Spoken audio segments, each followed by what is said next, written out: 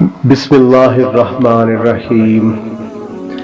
اگر رزق عقل اور دانش مندی سے ہی ملتا تو جانور اور بے وقوف زندہ نہ رہتے بلکہ بھوکے مر جاتے۔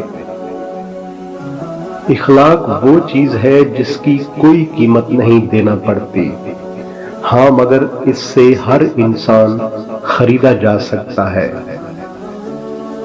ضرورت مند کی جائز حاجت پوری کرنا ایک مہینے کے اعتکاف سے بہتر ہے۔ جو تیرے سامنے اوروں کی برائی کرتا ہے وہ دوسروں کے سامنے تیری برائی بھی کرتا ہوگا۔ غلطیاں نہیں کریں گے تو کیسے پتہ چلے گا کہ کون کون ہمارے گرنے کا انتظار کر رہا ہے۔ سورج کی کرنیں زمین پر پڑنے سے پہلے اٹھ جایا کرو، کیونکہ اس وقت رزق تقسیم کیا جا رہا ہوتا ہے۔ جب لوگ تمہیں تکلیف میں اکیلا چھوڑ دیں تو جان لو اللہ تمہارا کام خود اپنے ذمہ لینا چاہتا ہے۔ دولت دنیا کی ہو یا ایمان کی، جتنی بڑھتی جائے گی اتنی نیند کم ہوتی جائے گی۔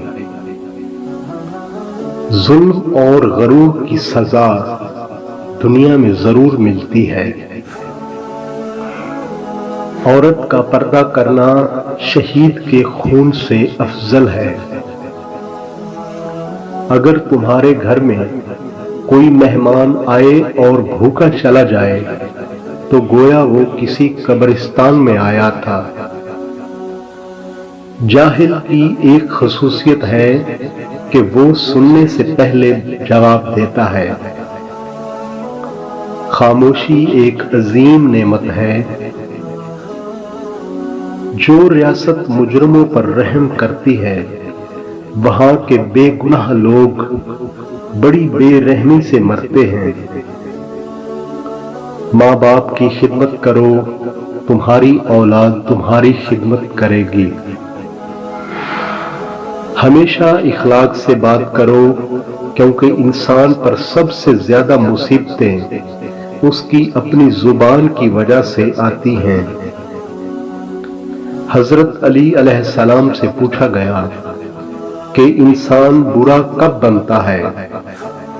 آپ نے فرمایا جب وہ اپنے آپ کو دوسروں سے افضل سمجھتا ہے۔